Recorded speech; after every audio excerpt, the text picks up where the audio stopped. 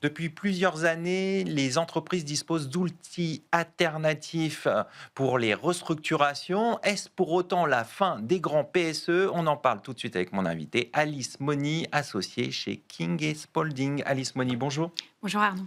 Alors, avant d'entrer dans les mécanismes juridiques des restructurations, un mot sur les tendances, sur les dynamiques à l'œuvre dans les restructurations. Est-ce qu'on change de paradigme et est-ce la fin des grands PSE? Alors je crois effectivement qu'on peut parler de changement de paradigme.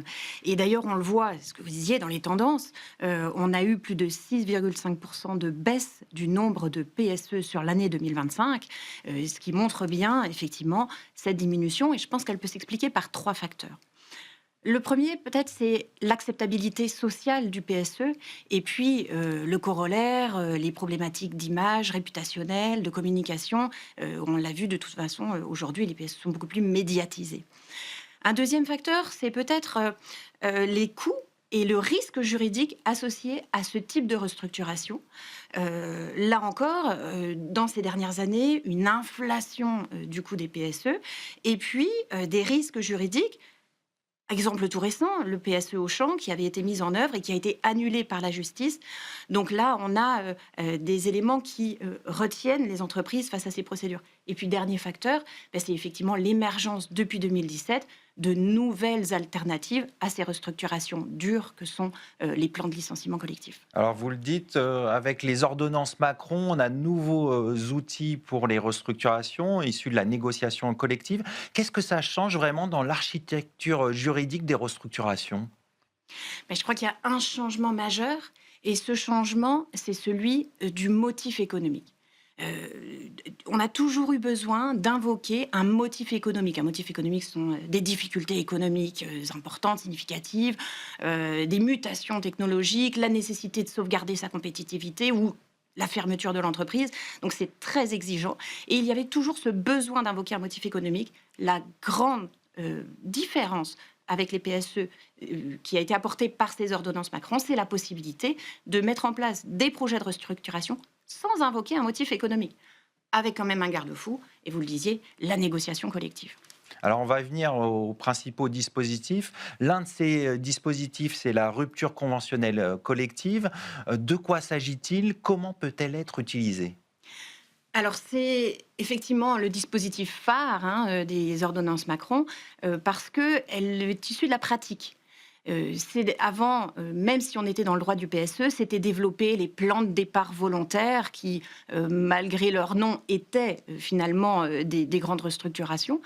Et puis, les ordonnances ont finalement consacré dans la loi ce moyen de faire des ruptures du contrat de travail d'un commun accord entre l'employeur et le salarié dans un contexte de restructuration, c'est-à-dire dans un contexte de réduction d'effectifs. C'est quoi les conditions?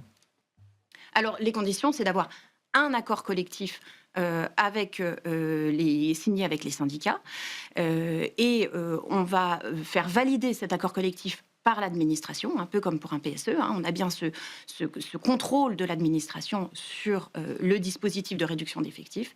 Les salariés vont être candidats. On va fixer évidemment des règles pour les départager, des limites au nombre de candidatures. Et ils vont être indemnisés. Un point essentiel, c'est que ces salariés qui partent dans un contexte de RCC sont tous volontaires et vont tous pouvoir bénéficier, au-delà d'une indemnité de départ, de l'accompagnement par France Travail. Il ne faut pas que ce soit un licenciement déguisé, entre guillemets. Alors non, évidemment. Mais c'est vrai que la RCC emprunte énormément au contexte du PSE dans les limites qu'elle fixe notamment par le volontariat. Et c'est un outil qui fonctionne bien?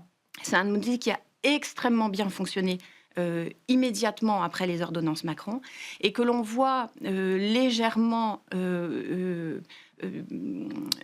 s'amoindrir dans les statistiques au profit d'autres dispositifs tels que la gestion des emplois et des parcours professionnels. Alors justement, vous évoquez la gestion des emplois et des parcours professionnels. De quoi s'agit-il? Alors c'est une sorte d'adaptation des effectifs beaucoup plus discrète, beaucoup plus acceptable socialement, et qui s'inscrit dans un dispositif plus long terme. On va dire que la GEPP, comme on l'appelle dans son nom un peu plus court, la GEPP, c'est un dispositif à froid. Il est pensé pour l'adaptation de l'entreprise à ces challenges de demain. C'est pour Et l'accompagner dans des transitions, c'est ça? exactement, et notamment l'intelligence artificielle qui bouleverse les fonctionnements des entreprises, qui va faire évoluer les métiers.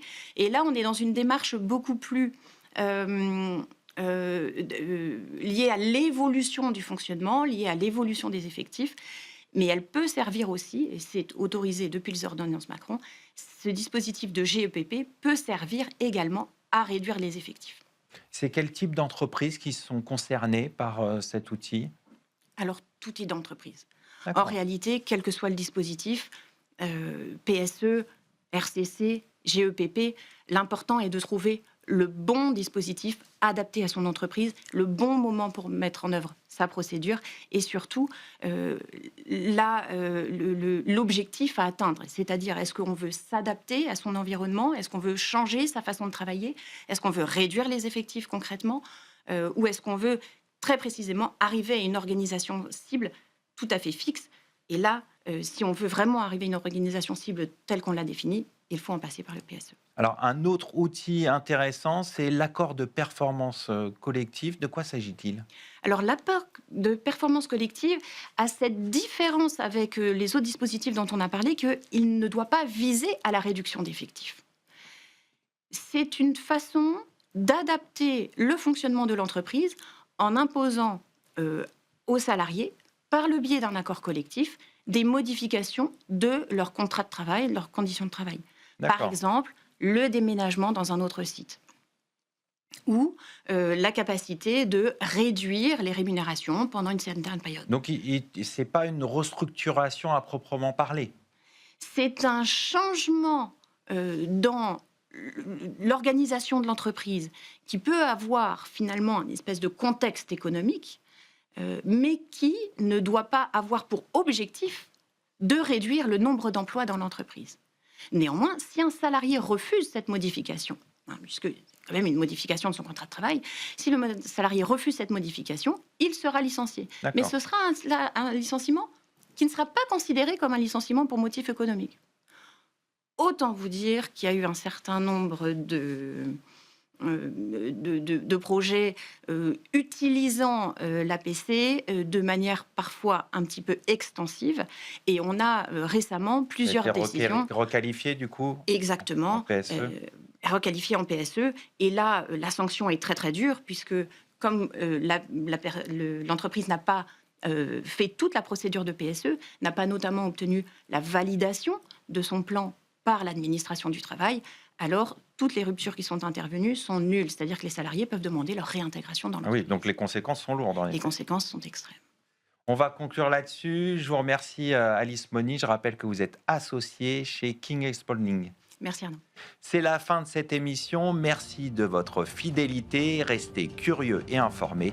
À demain sur Be Smart for Change.